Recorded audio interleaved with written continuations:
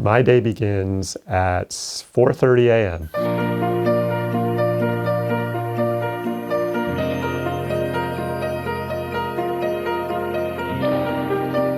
My name is Benante. I am the Superintendent of Schools for the Haldane Central School District.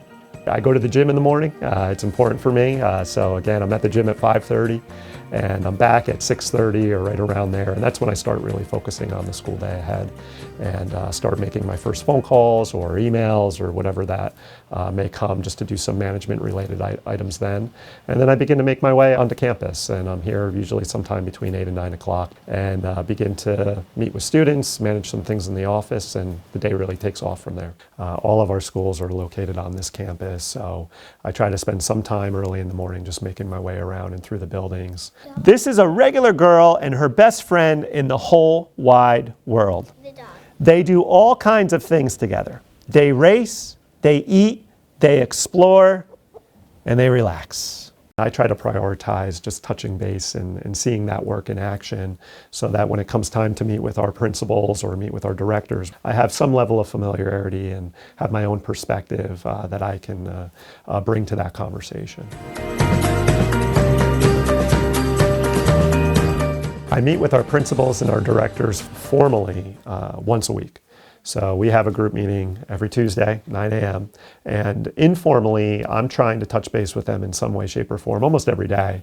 And we are meeting to discuss some professional learning that is going on at the elementary school, and to talk specifically today about some science of reading and how that's being applied within the professional learning that's going on in the elementary school. What has our experience been thus far with the phonics program or supplement? Yeah. And what are the thoughts? There are questions of how our kids are responding to it that we're looking at. I think it's being explored now of, is it doing what we thought it would do? Mm-hmm. And I think that question will get answered over the next year. So I'm going to go watch one of the sessions for a little while today. So I just want to kind of get my own eyes on it, make sure that see what Christine and Regina are speaking to in actual implementation with a group of our teachers, which are staff developers here today doing that. So I'll duck in for 10 minutes or so and just put an image, if you will, to what they shared with me today. We're going to do the first phase of our agenda prep for next week's Board of Education meeting, which starts with just making sure internally we have everything we need. Megan manages that. And then tomorrow I meet with the board president and vice president to go over the agenda. I really appreciate my relationship with our school board, and it's one of the most important relationships that a superintendent has is with his or her school board. I meet formally with the board president and the board vice president once a week.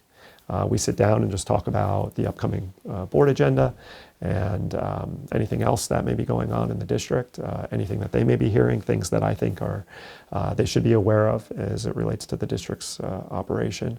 And then anything outside of that is informal in nature. Josh and I are talking about our anticipated transition of our current director of facilities, who has accepted a job in another district. This is a civil service position, so Josh's office has facilitated the statewide canvassing for our opening. We're going to talk, just get an update on where we're at with that and an anticipated timeline for transition. Good afternoon, everyone. This phase of the campus master plan process really focused on site-based work, which includes athletics and outdoor learning, as well as traffic flow or traffic patterning.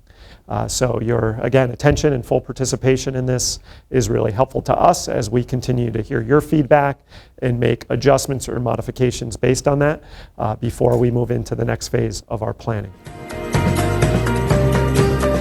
I teach the Research and Education course. The focus of that course is to enable the prospective school leaders with the skills necessary to facilitate action research in a school setting. So if there's a problem that they're identifying in their school community, the methodology for how to go about analyzing that problem, everything from how to do the appropriate background reading on the particular topic that they may be interested in studying, and then how to facilitate an appropriate research design for a problem of practice in a school setting. I don't claim to do this well. I do try to make a deliberate effort to end the day here and to be home for dinner each night, if I'm able to, if there isn't a board meeting or some other community meeting that I need to attend. And that by prioritizing that enables me to sit down with the family each day. I would recommend the superintendency to any strong progressive leader who's interested in being a part of a child's experience from the time that they're in kindergarten, that they're entering our school systems, through their young adulthood and graduating from our schools. The superintendency certainly lends itself to having that perspective on a child's educational journey through the school system. In addition to that, I think it's a unique opportunity to work with different community groups.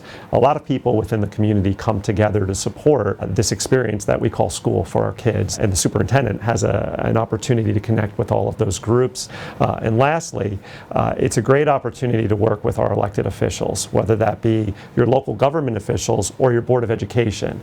And it's a great opportunity for what the student experience should be in our local public schools.